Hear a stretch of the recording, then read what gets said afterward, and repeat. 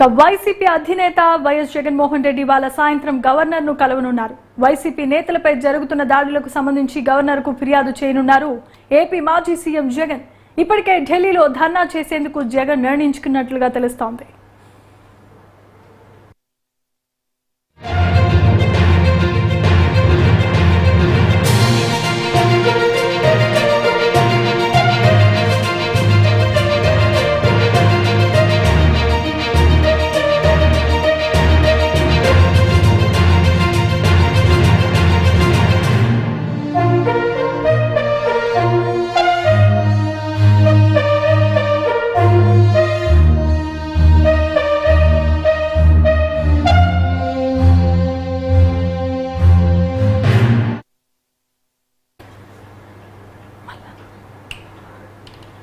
ఇక ఇవాళ సాయంత్రం గవర్నర్ ను కలవనున్నారు మాజీ సీఎం వైసీపీ అధినేత జగన్.